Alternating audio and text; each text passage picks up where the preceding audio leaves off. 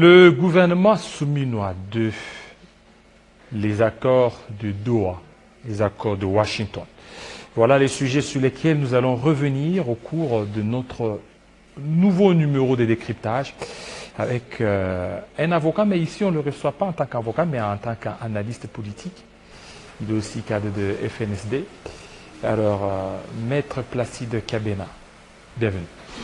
Merci. Bien portant? Oui, ça va, par la grâce de Dieu. Par la grâce de Dieu, c'est quoi? On a vu le gouvernement souminois II, mais on n'a pas vu un membre de votre parti politique ou un membre de votre regroupement politique se retrouver dans ce gouvernement souminois II. Disons-le une fois pour toutes, vous savez, Monsieur Jean-David Kilolo, la formation du gouvernement obéit à un certain nombre d'exigences, parce qu'il est avant tout l'émanation de la majorité au sein de l'Assemblée nationale. Donc, dans un premier temps, les FNSD, l'AN2, il n'y a pas de représentants, parce que vous savez, les nôtres avaient été écartés à la Cour constitutionnelle. Il n'y a pas de représentants à l'Assemblée nationale. Il est difficile qu'ils se retrouvent dans ce gouvernement-là, à moins que le chef de l'État ne décide autrement. Voilà, il se décide autrement. Alors, parlons maintenant du gouvernement. Le gouvernement tel qu'il est là. En même temps, il y a le gouvernement, il y a les préparatifs d'un dialogue. Pour vous, c'est quoi la priorité?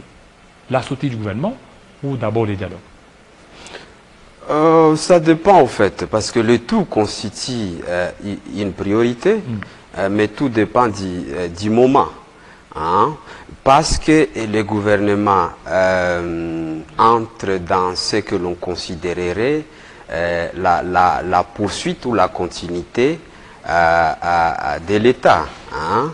Qui est des processus à gauche, à droite, le dialogue qui est projeté. Le gouvernement doit exister et le chef de l'État en décide, n'est-ce pas, le remaniement quand il veut, parce qu'il peut avoir des éléments nouveaux, des hommes nouveaux à injecter, n'est-ce pas, pour question de renforcer la gouvernance. Alors, question de renforcer la gouvernance, aujourd'hui, il y a certaines agitations disant qu'il faut normalement qu'il y ait les dialogues nationaux. C'est à l'issue de ces dialogues nationaux qu'on pourra certainement avoir un gouvernement.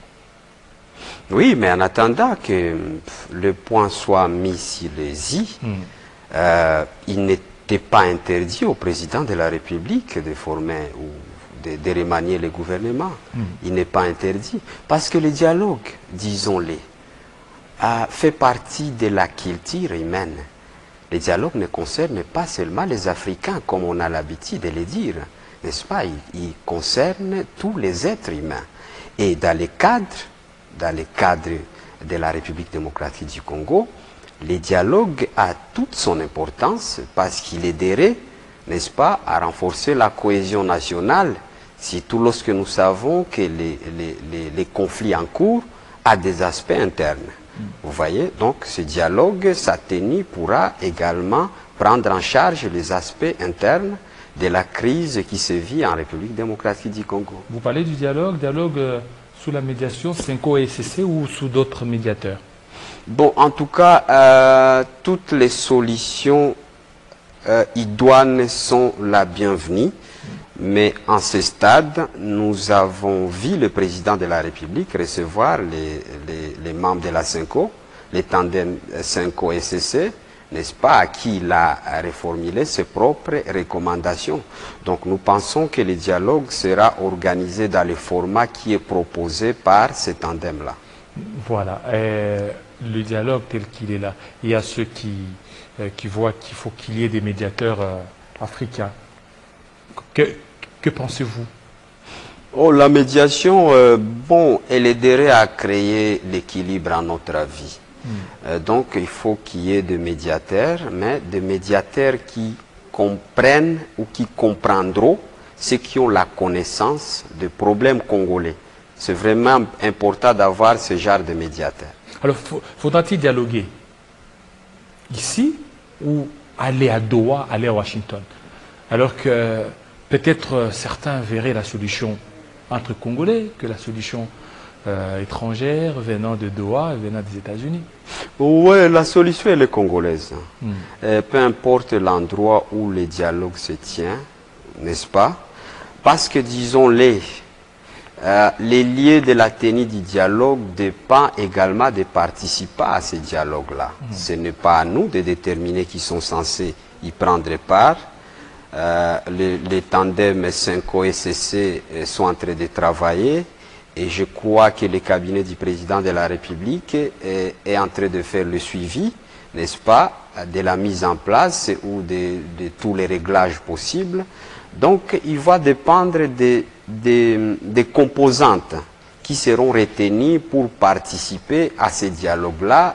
Et voilà, ces composantes-là doivent se sentir en sécurité à l'endroit qui sera proposé. Dialoguer avec qui? Avec qui? Tout au début, dialoguer avec toutes les couches de la population, la société civile, l'opposition, voilà. Et l'opposition armée aussi? Bah, je ne sais pas. Comment vous ne savez pas? Je vous ai dit... Parce qu'aujourd'hui, il faut trouver des solutions. Oui. Des solutions à la crise congolaise. Et ces solutions demandent à ce qu'il y ait les acteurs de tous bords. Mais est-ce que faudra-t-il dialoguer avec l'opposition armée ou non armée? Il faut envisager, M. Jean-David Kilolo, une solution qui aiderait à résoudre le problème. Parce que les dialogues, nous les avons eu dans le passé plusieurs fois, mais nous avons l'impression que nous sommes dans une sorte de routine. Donc nous revenons le plus souvent au même problème. Donc il faut bien réfléchir avant de mettre en place un décor quelconque du dialogue. Quelle est la solution qui arrange ou qui aide le pays à sortir du bourbier dans lequel il est depuis plusieurs décennies?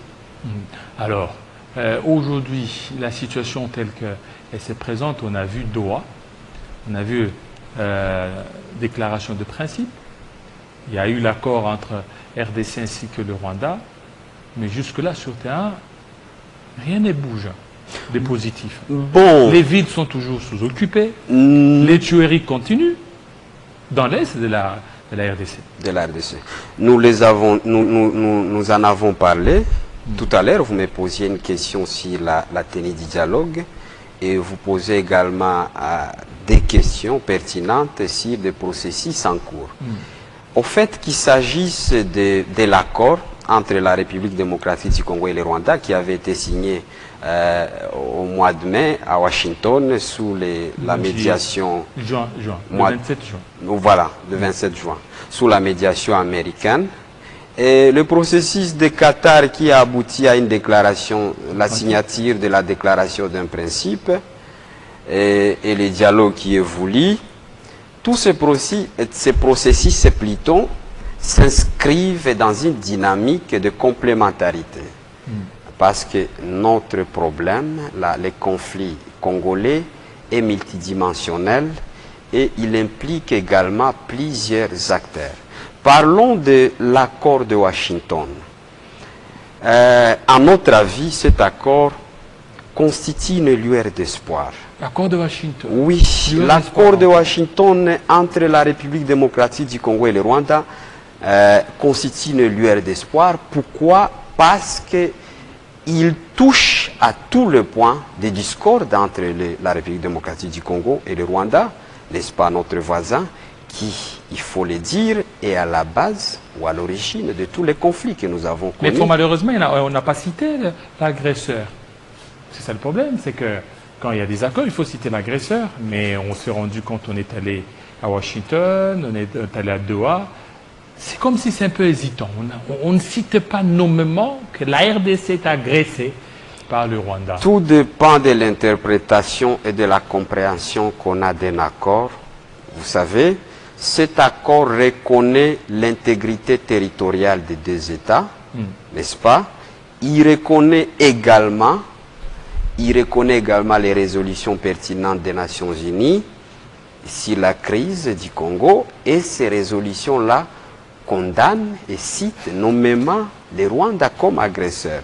Donc d'une façon ou d'une autre, ça dépend de la capacité à comprendre les textes, parce qu'un accord n'est pas rédigé comme tous les textes, n'est-ce pas? Il faut avoir la capacité de comprendre entre les lignes. Mais en ce que je sache, en tout cas, après avoir suffisamment lu cet accord, le Rwanda est cité, il est reconnu comme agresseur de la République démocratique du Congo. Parce que, pourquoi il y a un mécanisme, cet accord prévoit un mécanisme de suivi, et qui joue le rôle de la mise en œuvre de toutes les intentions exprimées par les partis dans les textes. Vous voyez? Et d'ailleurs, c'est dans ce cadre qu'il y a une réunion récemment à Addis Abeba qui a réuni les délégués congolais, rwandais, les observateurs des États-Unis, de l'État du Qatar, mais également des observateurs des Nations Unies. Donc si le Rwanda n'était pas cité comme agresseur, on n'aurait pas, au fait, la continuité de tout ce processus-là. Il y a un intérêt parce que l'agression est connue. Il est connu dans l'accord que les militaires rwandais se trouvent actuellement sur le sol congolais. Donc voilà. Alors, maintenant, aujourd'hui, est-ce qu'il y a des avancées quand on a signé ces accords sur terrain? Parce que avancer, c'est qu'on aimerait voir les retraits des troupes rwandaises du sol congolais. On aimerait voir la cessation des tueries, des hostilités. Mais ça continue. La résolution des problèmes, c'est ce que vous vouliez dire, c'est l'objectif principal pour lequel cet accord a été signé. Mais peut-être vous serez choqués. La mise en œuvre des accords de paix a toujours posé beaucoup de problèmes. Je vais vous donner un exemple, celui entre l'Égypte et l'Israël. Vous voyez? Vous savez que l'Israël et l'Égypte étaient en guerre pendant plus de 3 décennies également, depuis 1948, et jusqu'au point que l'armée de l'État d'Israël, n'est-ce pas, a occupé une partie de l'Égypte, la zone ou la région du Sinaï et le golfe de Suez, un territoire riche en pétrole, n'est-ce pas? Et cela, c'était depuis 1967. L'Israël avait occupé une partie de l'Égypte et il fallait un accord. L'accord de Washington, signé sous l'égide du président Jimmy Carter, de reste-mémoire. L'accord était signé en 1968, mais il est entré en œuvre une année après, en 1969. Donc c'est un processus qui a commencé et qui doit suivre son cours normal. Parce qu'un accord, au fait, en soi, implique également le principe de réciprocité. Et aussi de bonne foi. De bonne foi des parties signataires. Oui, mais les parties signataires, c'est comme si ils ne sont pas de bonne foi. Ce sont des partis va-t-en-guerre qui veulent à tout prix, surtout l'M23, qui veut à tout prix reconquérir certains territoires. Bon, ne confondons pas les choses. Nous avons parlé de l'accord de Washington qui concerne la République démocratique du Congo et le Rwanda. Et pour une raison que nous avons évoquée, nous avons dit que le Rwanda était à la base, n'est-ce pas, de tous les conflits que nous avons dans ce pays, dira plus de 3 décennies. Donc je peux d'ailleurs vous dire que la guerre de l'Est a le même âge presque avec moi. Vous voyez? Ce n'est pas à confondre avec le processus de Qatar qui concerne ou qui implique également une autre composante dans les conflits, c'est le M23. Donc ce processus-là et leurs aboutissements sont à analyser de façon séparée. Parce qu'en ce qui concerne le Rwanda, j'ai rappelé qu'il y a un mécanisme, n'est-ce pas? Je peux terminer. Il y a un mécanisme qui est prévu dans l'accord pour mettre en œuvre plutôt les dispositions pertinentes de l'accord lui-même. Mais ce mécanisme-là s'est réuni pour la première fois il y a quelques jours seulement à Addis Abeba. Donc c'est un départ. C'est un départ maintenant. Est-ce que vous ne voyez pas que ça s'enchevêtre? C'est que c'est l'implication. Vous ne pouvez pas respecter l'accord de Washington tout en négligeant Doha. Et vice-versa. Vous ne voyez pas que même quand vous lisez l'accord de Washington, il y a une partie où on vous dit ça sera résolu au niveau de Doha. Voilà, je l'ai dit dès l'entame. Je dis que les processus s'inscrivent dans une dynamique de complémentarité. Et je le rappelle encore parce que la crise a de multiples dimensions et implique également plusieurs acteurs. Donc, il est question de suivre chaque processus et ses composantes, ou ses acteurs, ses composantes plutôt au conflit, et de rester en attente de l'aboutissement de ce processus-là. Alors, quelle chance donnez-vous certainement à Doha ou à Washington? Nous savons que ça va aller, parce qu'il faut également rappeler qu'il y a l'administration américaine qui est en négociation maintenant même autour des minerais critiques, n'est-ce pas, qui contiennent le sol congolais. Donc c'est un problème d'intérêt, vous savez. Hein? Et ces minerais critiques, actuellement, on a vu les députés américains ou les congressmen américains qui ont émis des doutes par rapport à la transparence de cet accord ou de ce deal minier. Ok, vous voulez qu'on en parle parce qu'il y a un problème de compréhension et d'interprétation dans l'opinion congolaise. J'ai lu également dans les médias sociaux, certains disent d'ailleurs que le Congrès américain s'oppose, alors que ce n'est pas le cas. La lettre qui circule en réalité dans les réseaux sociaux concerne quelques sénateurs. Qui sont-ils? 52 sénateurs. Mais ils sont tous du parti démocrate. C'est de l'opposition, n'est-ce pas? Et ces sénateurs ne sont pas contre un probable accord sur les minéraux entre la RDC et leur administration. Mais ils ont reformulé des recommandations. Notamment, ils demandent de la clarté dans les négociations. Ils recommandent également le respect de l'environnement et le respect des droits humains. Et ensuite, ils demandent à l'administration d'éviter les conflits d'intérêts. C'est juste ça, mais il ne s'agit pas d'un refus, n'est-ce pas? Parce que le Congrès américain décide par résolution. Là, c'est une frange des sénateurs et c'est de l'opposition. Voilà. Donc c'est ça. Alors, revenons à la République démocratique du Congo. Nous avons le gouvernement Soumbinois qui est là. Est-ce qu'il était opportun qu'il y ait la sortie de ce gouvernement quand on sait que tout le monde est focalisé sur Doha? L'opportunité, au fait, l'opportunité dépend du président de la République. Parce qu'il est celui qui est mieux placé, n'est-ce pas, pour déterminer quand est-ce qu'il peut revoir l'équipe gouvernementale. Ça peut être pour diverses raisons. Mais également, disons-le, en attendant l'aboutissement aéré de tous ces processus, la République doit continuer à suivre son cours normal. Il y a un principe important, les juristes disent, la continuité de l'État. Donc l'État ne sera pas arrêté, ou la survie de l'État ne sera pas arrêtée parce qu'il y a des processus qui sont en cours. En attendant qu'ils aboutissent, rien n'interdit au président de la République de remanier un gouvernement, surtout lorsqu'il s'agit de raisons importantes, parce que vous avez vu l'ouverture qui a été consacrée dans ce gouvernement, n'est-ce pas, contribue à la cohésion nationale. Il n'y a pas eu d'ouverture. Il n'y a pas eu un gouvernement resserré, encore moins un gouvernement de large ouverture. Bien sûr, tout dépend de l'analyse ou de la façon dont l'on appréhende les choses.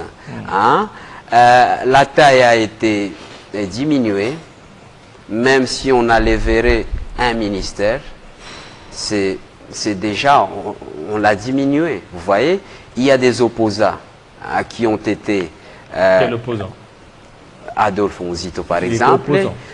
Bon, disons-le, parce que c'est avec cette casquette qu'il est entré au gouvernement et nous connaissons sa compétence en matière de finances publiques, par exemple. Donc, c'est l'une des raisons qui peut faire à ce qu'il y ait un remaniement pour bénéficier de l'expertise d'un citoyen congolais, parce que, disons-le, Adolphe Muzito, c'est également un citoyen comme les autres. Au fait, je ne suis pas en train de parler de lui, mais c'est juste un exemple que j'ai donné pour soutenir ma thèse. Alors, puisque tout à l'heure, le gouvernement qui est sorti, on attendait à ce que le pourparler débute au niveau de Doha prévu le 8. Jusque-là, rien n'est encore fait. Est-ce que tant mort encore au niveau de pourparler? Est-ce que c'est encore un échec au niveau de Doha? Cette question, elle est à poser à la médiation. À la médiation. À la médiation qatari, parce que c'est... C'est l'échec aussi de la médiation? Non, non, je ne crois pas du tout. Parce qu'on devait être en pleine négociation pour que d'ici les 18, qu'on puisse avoir un accord signé au niveau des Doha. Ce n'est pas un échec, parce que la médiation qatari a communiqué récemment en disant qu'il préfère négocier d'abord la libération des prisonniers, n'est-ce pas, avant de convoquer à nouveau les partis. Donc voilà, c'est juste ça. C'est juste ça. Alors, vous êtes cadre d'un parti politique, FNSD. Vous êtes aussi membre d'un regroupement politique. Alors, quelles seraient, selon vous, les priorités pour ce gouvernement? Voilà, les priorités dépendent du contexte déjà. Nous sommes en guerre. Donc la première priorité, elle est d'ailleurs, je dirais, absolue. Absolue, c'est de mettre fin à la guerre. Cette priorité, elle est absolue. Également, il faut renforcer l'autorité de l'État. Il faut renforcer l'autorité de l'État. Nous recommandons également au nouveau gouvernement, ce qui est dit Souminoadé, de travailler pour améliorer les sociales de la population. Et vous savez que ce social a des exigences. L'amélioration du social passe notamment par la stabilité du cadre macroéconomique. Il faut créer une sorte de diversification de l'économie, et il faut poursuivre la mobilisation des recettes publiques. Pas seulement la mobilisation des recettes publiques, il faut également, n'est-ce pas, lutter contre l'impunité et la corruption qui gangrène le pays depuis plusieurs années, reconnaissons-le. Donc voilà un peu quelques priorités selon nous. Alors, quel est un regard, ou quel est le regard critique que vous portez sur le gouvernement, et aussi les animateurs, surtout que vous êtes un analyste politique, vous avez plusieurs casquettes là. Alors, votre regard? Bon, d'abord, parce que le gouvernement souminois, manquait quelque chose. Il n'obéissait pas à un principe qui est d'ailleurs constitutionnel, la représentativité nationale. Vous avez remarqué que dans celui qui a été rendu public la semaine passée, donc le gouvernement souminois obéit à ces principes. Toutes les provinces se retrouvent représentées, n'est-ce pas? Il a également, même si vous n'admettez pas, la taille a été diminuée, n'est-ce pas? Mais également, nous pensons qu'il est important d'aménager les efforts dans ce sens-là. Il est question en ce moment-là, n'est-ce pas, de réduire les trains de vie des institutions. Parce que ça nous permettrait d'investir les moyens, ce qu'on appelle les coupes budgétaires, les investir dans les axes priorités de la vie nationale. Oui, alors, vous n'avez pas des critiques à l'égard de certains animateurs, de certains ministères? Parce que vous avez parlé de réduire donc, le coût des vies. Vous pouvez aussi avoir certains regards critiques. Bon, la critique suivra les actions. Les actions. Donc voilà. Alors, comment va votre parti FNSD? On sent comme si il existe ou comme s'il n'existait pas? Ben, s'il n'existait pas, je ne serais pas sur votre plateau. Oui, mais on ne sent pas... Vous savez, le parti politique, ce sont des matinées politiques, des meetings. Mais le parti... Non, mais tout dépend. Il y a beaucoup d'enjeux. Hein? Non. Il y a beaucoup d'enjeux. Jusque-là, on ne voit pas des déclarations de parti par rapport à Doha, par rapport à Washington, par rapport à la sortie du gouvernement. Le parti est devenu moribond. Nous en avons parlé. Non, ça dit que des déclarations publiques, des Non, déclarations bon. politiques, Mais c'est Jean-David des Kilolo. communiqués. Écoutez. Hein? Il faut faire très On attention. voit d'autres partis qui organisent des matinées politiques. Non. Mais FNSD est resté un parti... Mais c'est Jean-David Kilolo, il faut faire très attention. Chaque parti politique a sa ligne de conduite. Est-ce que vous êtes un parti politique des masses ou un parti politique parce qu'on sent c'est comme si vous n'êtes que des cadres. Non, nous sommes à cheval entre partis politiques des cadres et des masses, parce que nous sommes implantés dans 18 provinces. 18 provinces. Oui, 18 provinces de la République. Et d'ailleurs, je vais le dire, hein, nous sommes l'un des partis rares, hein, et il y a des biens meubles, n'est-ce pas, dans plus de 3 provinces. Donc, vous savez que notre siège national, c'est un bien propre appartenant au parti. Nous ne sommes pas comme des partis qui sont créés et qui n'ont même pas de siège. Il y a à La Chopo, où nous avons également un bien meuble appartenant au parti, où il y a les sièges de la fédération. Et à Kindo Maniema, c'est quelques exemples. C'est qu'il y a un cas rare, n'est-ce pas, dans le fonctionnement des partis politiques. Voilà. Merci beaucoup. Monsieur Placide Kiabena, surtout de votre passage. Merci à vous, fidèles téléspectateurs, de nous avoir suivis. Restez branchés sur Télé 50. À très bientôt.